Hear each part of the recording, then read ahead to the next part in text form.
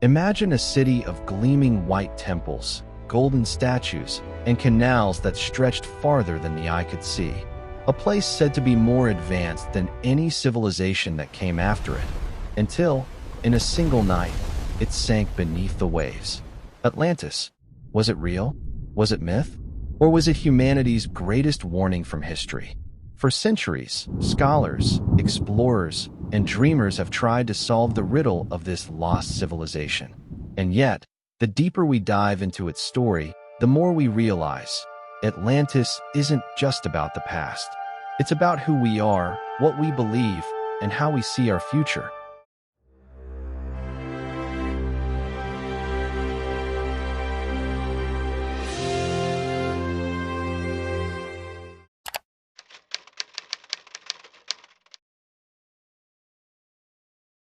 The tale of Atlantis begins not in archaeology, but in philosophy.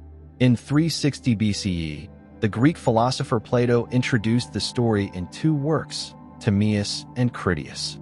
His words remain the only detailed source we have of the city. Plato described Atlantis as lying beyond the Pillars of Heracles, what we now call the Strait of Gibraltar.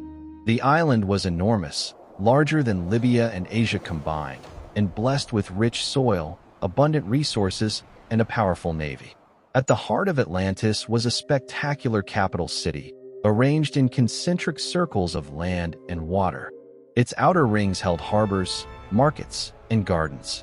Its inner rings shone with temples, palaces, and walls plated in gleaming metals. And at the very center stood a shrine to Poseidon, the sea god said to be the city's divine protector. But Plato's Atlantis wasn't a simple paradise. He also told of its downfall. Over time, Atlanteans grew arrogant, hungry for conquest. They attempted to invade Athens, but the Athenians repelled them. Then, in a single night and day of misfortune, Atlantis sank into the sea and was lost forever. For many scholars, Atlantis was never meant to be taken literally. Plato may have crafted the story as an allegory, a cautionary tale about hubris, morality, and the dangers of unchecked power.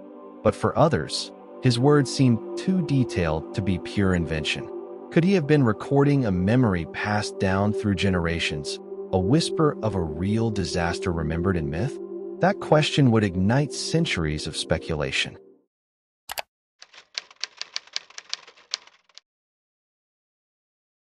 For much of the ancient and medieval world, Atlantis was little more than a curiosity in Plato's writings. But the age of exploration changed everything. As Europeans sailed beyond familiar waters, discovering new lands and ancient ruins, they began to wonder, could one of these places be the fabled Atlantis? By the 16th century, the Americas were often linked with Atlantis.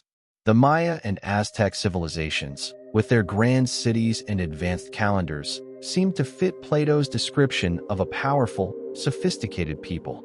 Spanish chroniclers speculated that these New World cultures might be the descendants of Atlanteans.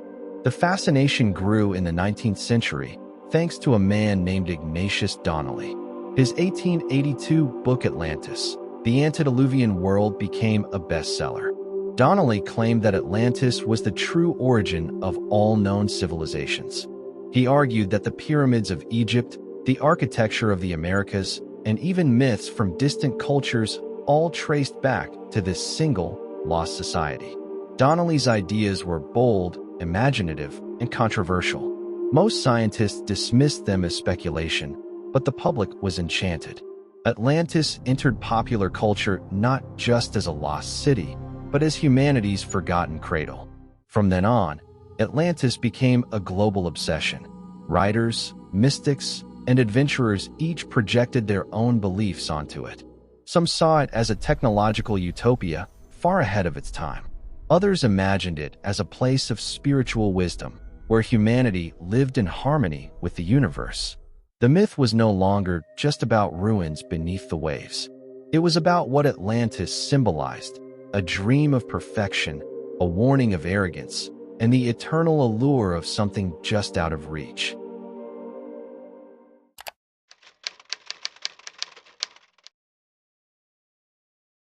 Despite centuries of speculation, The search for Atlantis continues, and modern technology has only intensified the quest. One of the leading theories points to the island of Santorini, once home to the advanced Minoan civilization.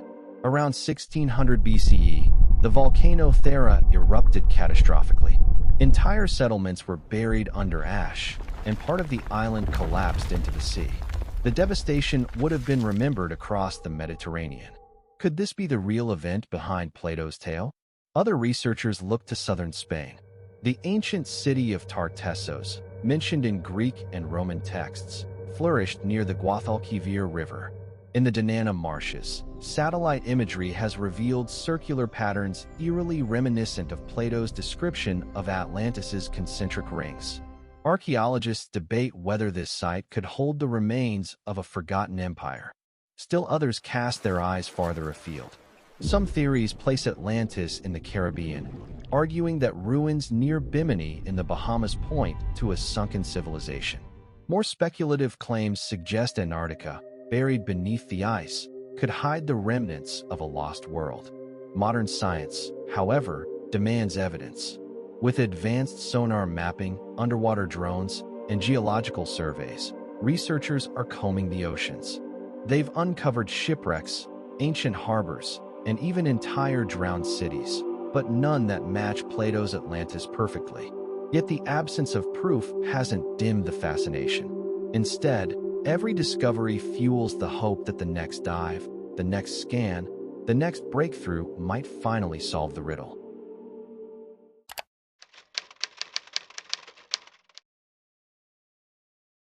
Whether Atlantis was real or not, its cultural power is undeniable. More than a city, it has become a symbol, a story we tell ourselves about the fragility of civilizations. For some, Atlantis is a warning, a society that became too proud, too greedy, too blind to balance. Its destruction is a reminder that even the greatest powers can collapse overnight. This interpretation resonates deeply today, in an age where climate change, overconsumption, and political hubris threaten our global stability. For others, Atlantis represents hope. It embodies the dream of a golden age, a society more advanced, more enlightened, more capable than we are today. This version of Atlantis has inspired countless works of fiction, from Jules Verne's 20,000 Leagues Under the Sea to modern films and video games. It's also been embraced by fringe theories and esoteric movements. Some believe Atlanteans possessed lost technologies, crystals that powered machines, or wisdom from extraterrestrial visitors. While these claims lack evidence, they reveal a deeper truth. Atlantis reflects our yearning for lost knowledge, for answers hidden in the past. And that may be why the legend endures. Atlantis isn't just about what might have been. It's about what we fear losing and what we dream of regaining.